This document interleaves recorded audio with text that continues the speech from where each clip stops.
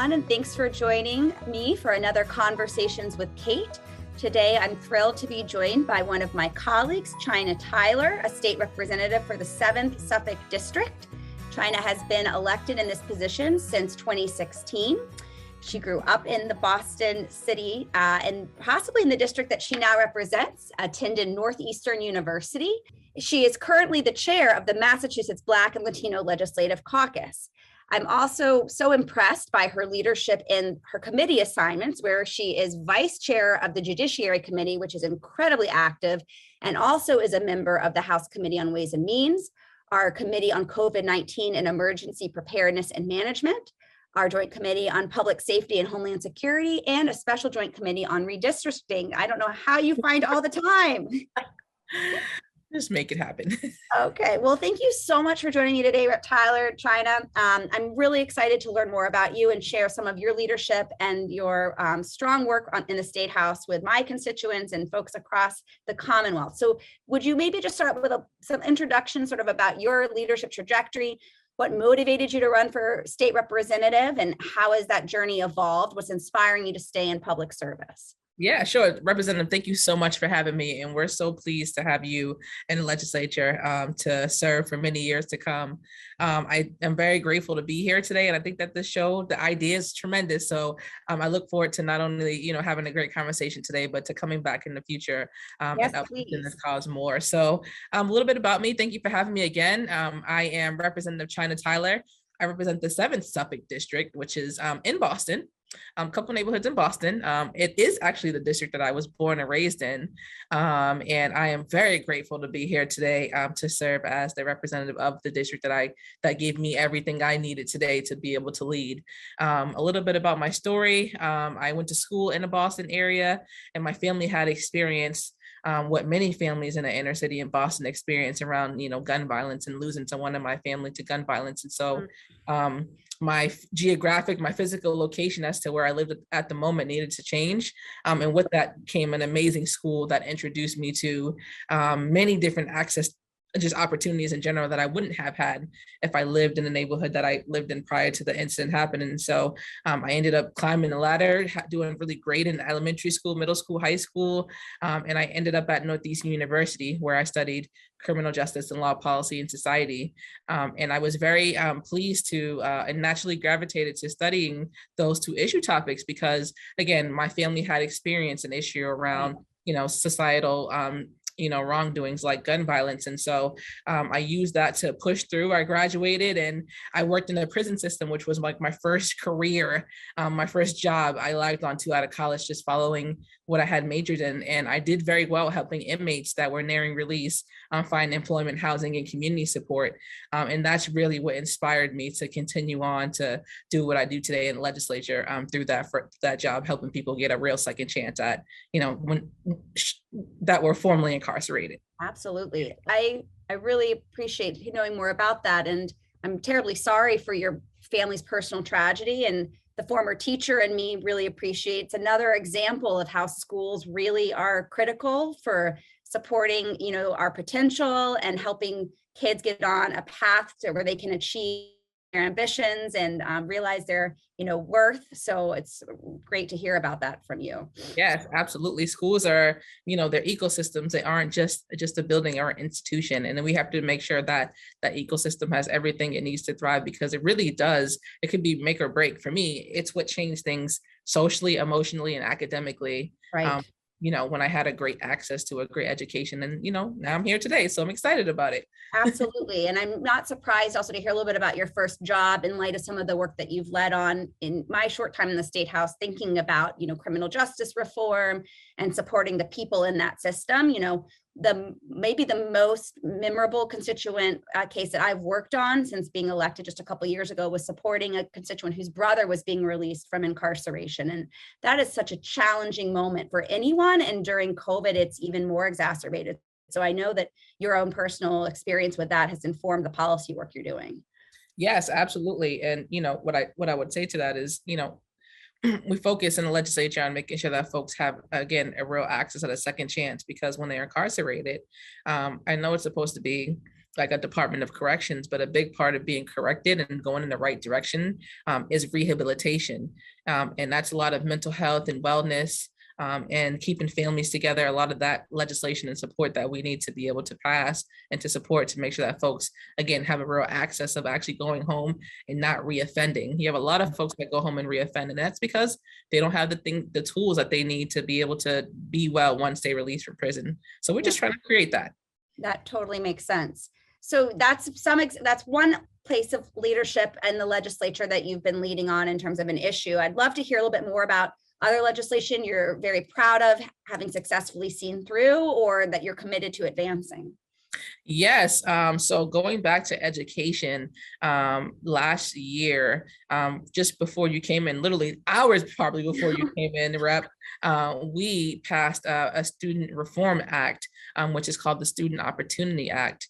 And just long story short, many of the listeners may know out there, but if you don't know, the Commonwealth of Massachusetts actually has a really wide achievement gap, academic achievement gap, meaning that there are some students that are doing exceptionally well and they're going to, four-year universities and colleges and doing extremely well.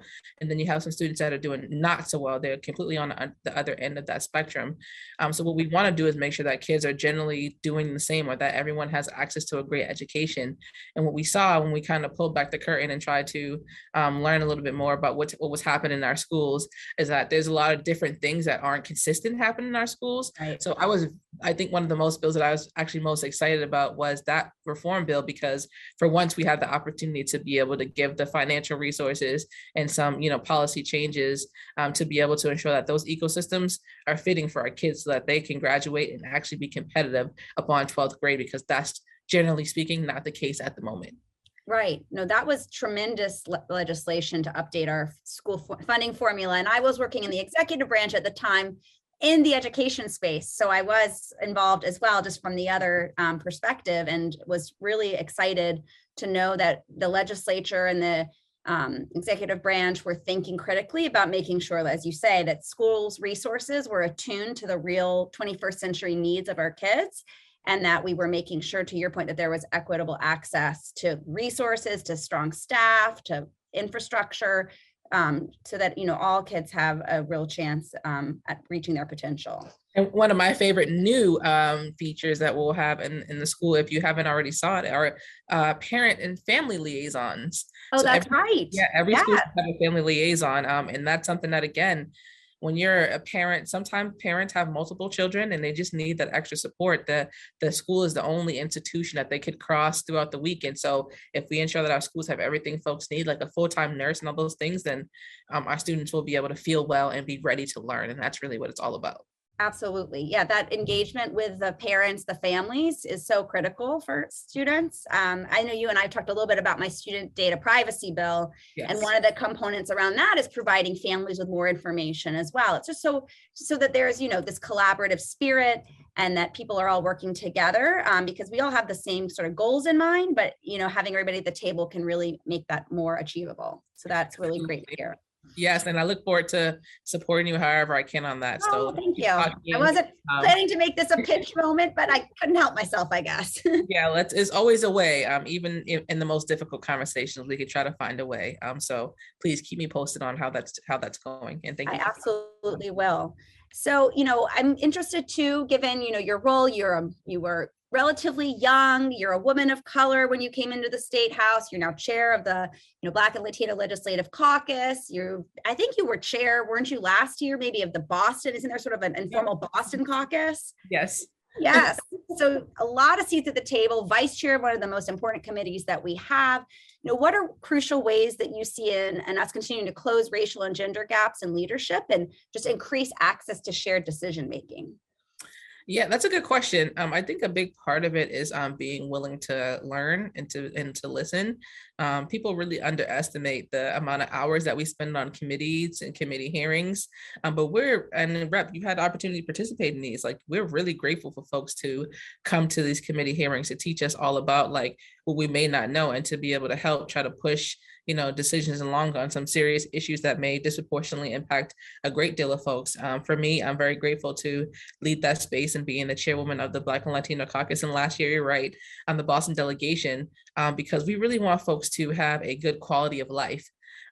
It's really difficult to be able to live in the Commonwealth of Massachusetts for many people. Some people, their housing may be too expensive, or they're at risk of being displaced, or they're just at risk of, being harmed by violence or what have you. Or you may be a college student on campus and you may be at risk of being sexually assaulted. We've passed bills like this in the past. So it's really rewarding to have the opportunity to be able to protect folks and to be able to make sure that folks have a good quality of life, so that our Commonwealth, the economic engine of it, if they do well and feel well, they will want to work and play and live here too. And so the whole economic engine just begins to turn when people are happy and when they feel comfortable in their neighborhoods. Right. And to your point, having a voice at the table is a big part of that, maybe. So I like that you're, elevating the opportunity for people to come and speak to us at the committee hearings. Have you seen other ways in which your constituents have been able to inform your work, or other platforms that people have used effectively to just expand, who's at the table to inform the kind of laws that we're considering? Yeah, so even for your constituents that are listening, hopefully some of mine are listening too, but there are many different opportunities. The first is for us to make sure that folks feel comfortable engaging in government. Just the inner workings of the legislature is kind of complex at times. Sure. It's not easy being a new person, and I was a new person for a very long time, especially I don't come from a family lineage of politicians, or I just wasn't really introduced or educated on, how it works. So a lot of the job I had to learn on the fly.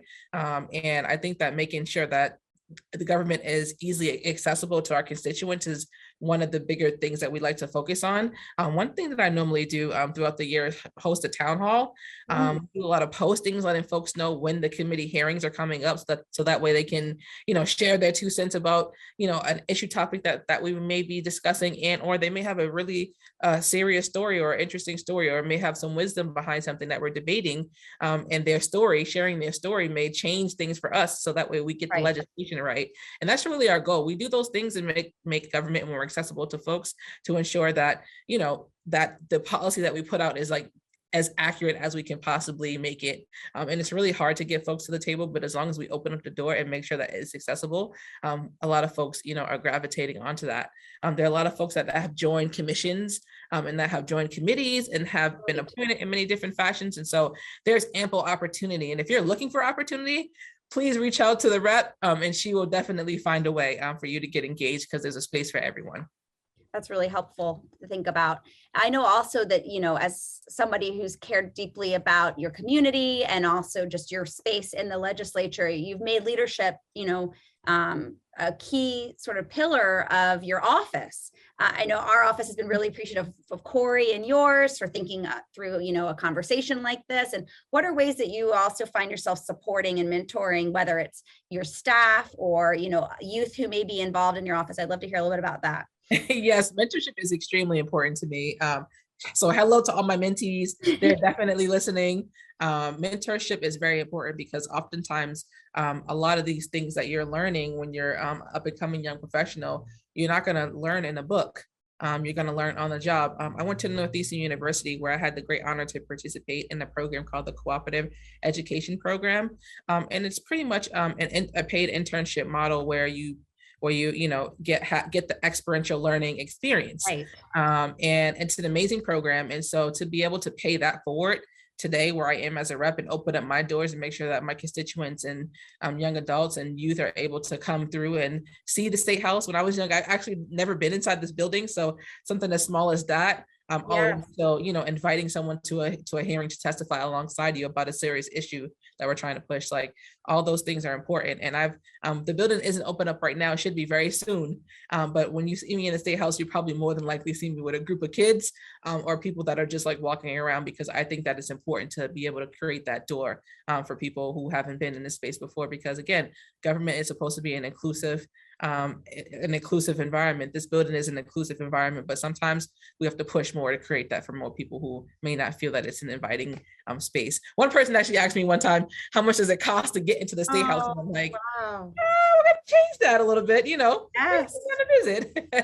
That's really, but that anecdote is really salient to me. I mean, because even as a former teacher, I remember some parents would feel really nervous, I think, to even come to the school where their students attended. And in the same way, something about the State House might feel a little, imposing, or, you're not quite so sure. I can appreciate that even as a new rep, where I get lost in the building. I might need you to take me on a tour. So that's really wonderful that you're trying to make sure that doors are wide open and that people know that. I mean, it is their building. They pay the tax dollars to keep it open. Yeah. Yes. And we're very grateful. So speaking of keeping open, one of the industries that's been really tremendously devastated by the pandemic has been our restaurants and our small business owners. And I know you're doing something really amazing this month. And of course, it'll have long legs, and I think it can go past this month. But tell everybody a little bit about the work you're doing in the restaurant space. Yes. So as you know, I'm African American, and my culture is very important to me and my family. I've have been heavily influenced by where I am today because of my culture, and Black History Month is a big part of that conversation. And so I know that folks have maybe read the article that the net worth on average for a Black family was $8, or is $8 currently. And that just speaks numbers to how disproportionately impacted we just are just from that, starting place. Lack of access to capital, right? Yes. Our schools aren't great, and there's a lot happening in our communities. And so representing a community that has a big African American population is very important for me to be able to ensure that we celebrate Black History Month. And what better way to celebrate Black History Month than to make sure that we focus on economics, and that we change that narrative of $8, and not even the narrative, the fact of $8 to something more than what it is. And so what we do is we celebrate Black History Month through the Black Restaurant Challenge. And the challenge is for you to eat at one Black restaurant every week during the month of Black History Month, so 4 weeks, and that your patronage will actually help the revenue of all the restaurants that you dine in at, in hopes to be able to ensure that Black restaurants thrive. Because just like the $8 number in that whole notion, Black restaurants are 80% likely to fail within their first year. And so we're going to do something about it. And we have been doing something about it. So I encourage you, Rep, to dine out. You can do takeout if that's the best way or the safest way for you to engage. Sure. And there's a list out there. There's a list of over 75 places. And I mean, we all love food, so you can't go wrong. No, you can't. And I'm sure people can find out specific suggestions through your social media pages. Is that fair? Yes, there's many options. There are healthy options. There's juice cafes. It's not just, just what you would think, just correct. Like a huge diversity, I'm sure. And exactly. So even post February, people can still go back to that list and find what, patronize them even past this coming month. Right. Yeah, so that's great. And they would definitely appreciate that. They formed a group called the Black Hospitality Coalition, who are my partners here in this fight to uplift the economics of Black businesses. And so hopefully we can help, create that wildfire with other Black businesses and not just restaurants. Well, great. Well, thank you so much for joining me today, Rep. Chynah Tyler. I am so appreciative of your time and inspired by your leadership, and glad I get to learn from you and with you. I don't know if there's anything else you'd want to share before we close. I just want to say thank you for doing this. Again, this is one of the many ways that we open up government and we make government accessible to our constituency. And so this is an amazing platform. I hope to come back soon and to share as we accomplish many goals together, which I'm sure we will. And congratulations on your first go around in the legislature, and welcome. Thank you so much. Thanks everyone for listening to A Conversations with Kate. You be well.